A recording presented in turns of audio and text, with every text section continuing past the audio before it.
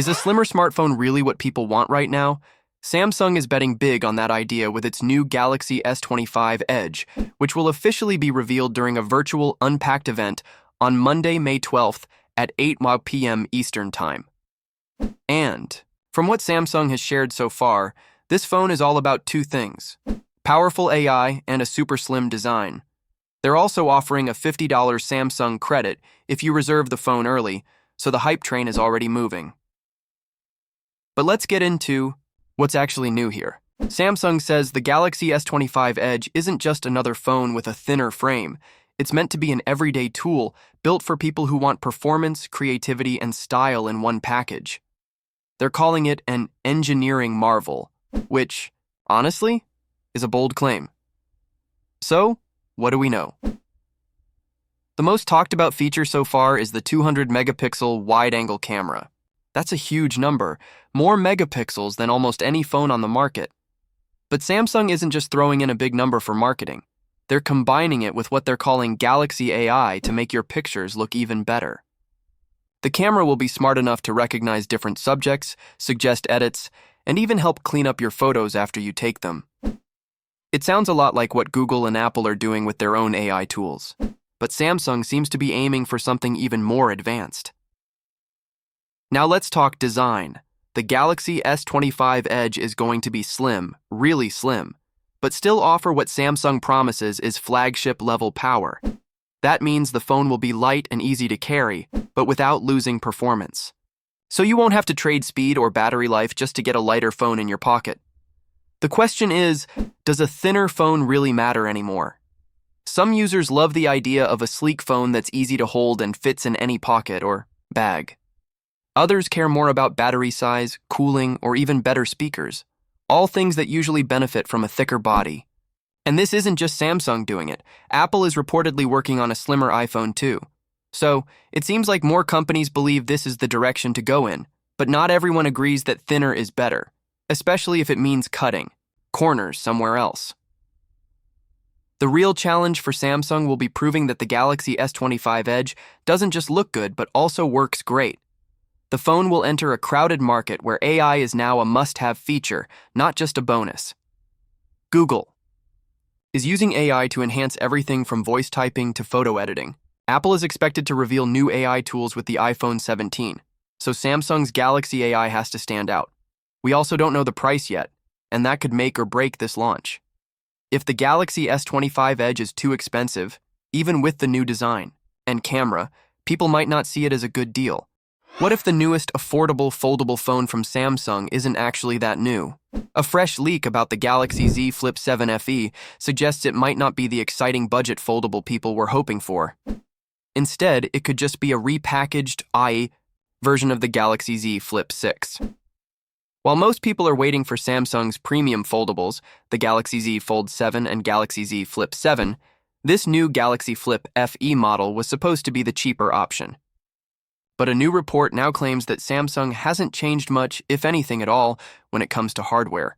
The leak points out that the Galaxy Z Flip 7 FE will come with the same Qualcomm Snapdragon 8 Gen 3 processor that powers the Z Flip 6. It will also have 12 gigabytes of RAM, a 6.7-inch AMOLED internal screen, and a 3.4-inch Super AMOLED cover display.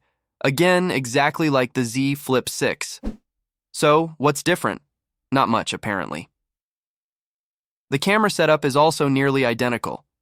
The Flip 7 FE is expected to have a 50-megapixel main camera, a 12-megapixel ultra-wide camera, and a 10-megapixel front camera.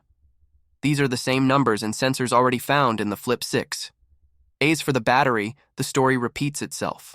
The Flip 7 FE will reportedly pack a 4,000 mAh battery, supporting 25-watt wired and 15-watt wireless charging, just like its so-called predecessor. Even water and dust resistance stays the same, with the phone expected to carry IP48 certification, which is good but nothing new. So if the design, display, battery, and camera are all carried over from the Flip 6, is there any difference? Well, the Flip 7 FE will ship with Android 15 right out of the box. That's probably the only major upgrade it brings. But let's be honest, software updates eventually make their way to older models anyway, so that won't be enough for many buyers to consider it truly new. The one thing that might grab attention is the price. Although no official figure has been released yet, leaks suggest Samsung plans to sell the Galaxy Z Flip 7 FE for under $1,000. That could make it a tempting option for those wanting to try a foldable phone without breaking the bank. Still, that leads to another question. What happens to the Galaxy Z Flip 6 once this new model hits stores? If both phones have nearly the same specs and the Flip 6 gets a price cut, it might even be the better deal, especially for buyers who don't care about getting Android 15 pre-installed. Samsung hasn't officially confirmed anything yet, so it's possible that some of this information could change. But if these leaks are accurate, the Flip 7 FE might end up being less of an exciting launch and more of a quiet rebranding. In the end, it might just come down to marketing and pricing. For Samsung, slapping the word FE on an older phone could be a way to reach budget-conscious buyers, especially in markets where foldables are still considered luxury devices. What if the iPhone 18 Pro didn't have a notch or even a dynamic island? That might actually happen. According to a new report, Apple is planning to completely redesign the iPhone 18 Pro's front display.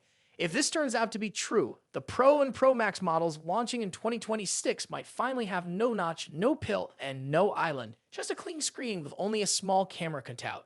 Let's break this down. Right now, Apple uses a pill-shaped cutout on its newer iPhones called the Dynamic Island. This cutout holds both the selfie camera and the Face ID sensors. It's not just for looks either. Dynamic Island also works as a smart interface for alerts and background tasks, but Apple may soon ditch the entire thing. A new report from The Information says that Apple plans to move all Face ID sensors under the screen for the iPhone 18 Pro and Pro Max.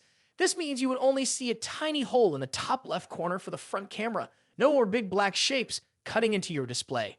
This isn't a new idea. Display analyst Ross Young has talked about under-screen Face ID before. In fact, he mentioned it had been pushed to 2026, which lines up perfectly with these new leaks. If Apple pulls this off, the iPhone 18 Pro could finally offer a truly edge-to-edge display. The notch on the iPhone X was the first step, then came the smaller dynamic island. Now, this can be the final step toward a clear, more modern iPhone look. But there's a big question. What happens to the dynamic island software feature?